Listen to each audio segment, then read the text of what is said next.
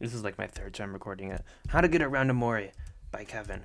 Umori the Collector, blah blah blah, Companion. If each non-land card in your starting deck shares a card type, you can have this as like your second commander. What?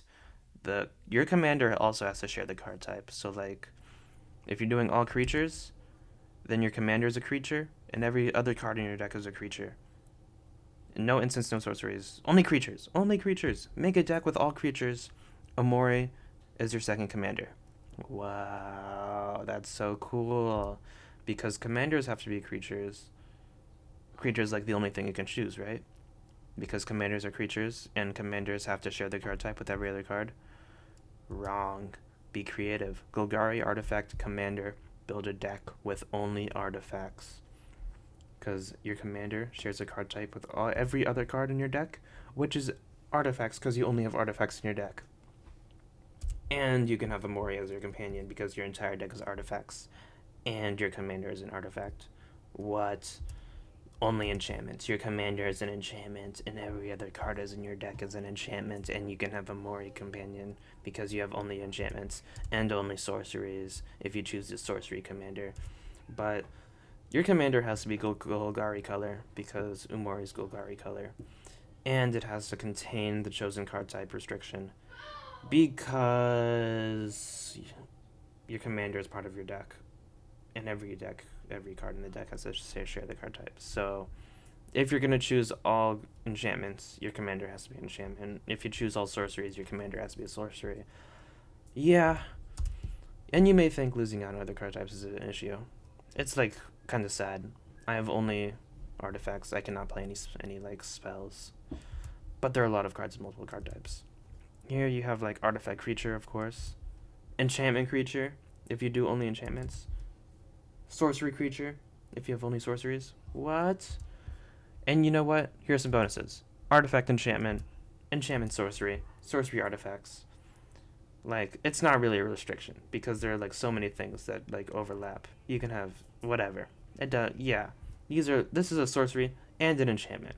If you're running only enchantments, you can use it. If you're running only sorceries, you can use it. Wow. Wow. They just have to share a card type. Share a card type. You can still have every type of spell.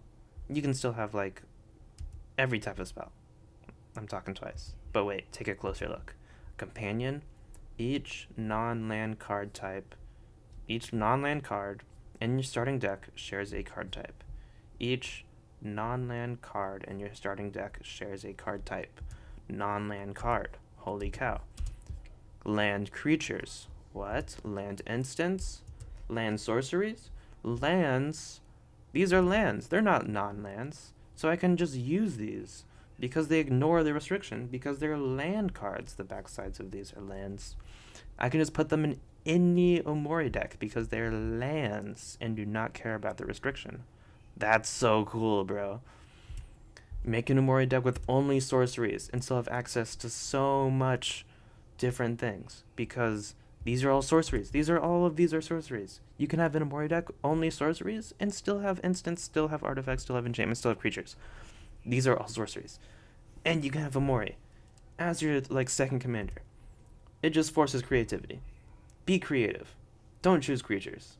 Choose like enchantments or sorceries or like artifacts, I guess. Choose something different. Be different. Be different right now. Umori deck with only artifacts or like only enchantments, and you have everything, and you still have everything available to you. End of video. But I have some worries actually, because everyone says I cannot use these cards as my commander because the front side has to be a legendary creature. I was looking for like land commanders because lands ignore the Umori rule, so I can have a land commander and still ignore the Umori rule for my commander. There's not really Golgari colors for it, but these guys are cool because they're land commanders, and they're like the front side's a land, the back side's a commander. But I looked it up and it's illegal because the front side is not a legendary creature.